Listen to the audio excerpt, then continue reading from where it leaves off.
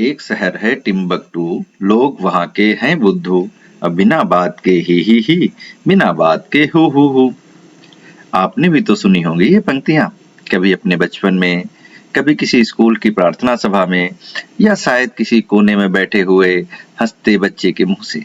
ये पंक्तियाँ सिर्फ कविता नहीं थी, ये हमारी मुस्कान का पासवर्ड थी, और उस पासवर्ड को गढ़ने वाले थे निरंकार देव सेवक, बरेली की धरती के सपूत, बच्चों के असली दोस्त। बरेली, जहाँ झुमका झूलता है, जहाँ नाथ नगरी की घंटियों में भक्ति गूंजती है, और जहाँ किसी गली के कोने में एक अध्यापक बैठकर बच्चों के लिए कविता लिख रहा था, कागज पर नहीं, सीधे उनके मन पर। निरंकार देव सेवक बच्चों के कवि थे, पर उनके शब्दों में बच्चों जैसी नादानी नहीं, बल्कि दुनिया देखने की ईमानदार सादगी थी।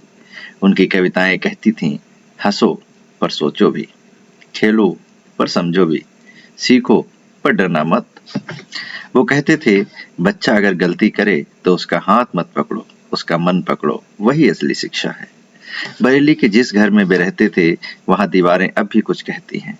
उनके शब्दों की गूंज वहां आज भी सुनी जा सकती है।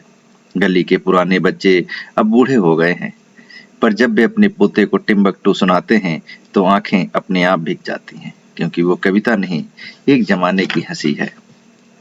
सेवक जी ने बरेली को सिर्फ कविताएं नहीं दी, उन्होंने उसे संस्कार, विनम्रता और बालमन की खुशबू दी।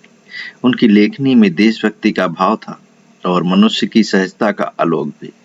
उन्होंने कहा था, कविता वह हो जो बच्चों को बांधे नहीं बल्कि उड़ना सिखाए। आज जब हम डिजिटल स्क्रीन पर हंसते बच्चों को देखते हैं तो कहीं भीतर से उनकी एक आवाज गूंजती है, बचपन को मशीन मत बनाओ, उसे मिट्टी में खेल लेने दो। निरंकार देव सेवक अब नहीं है, पर बरेली की हवाओं में उनका नाम आज भी तैरता है।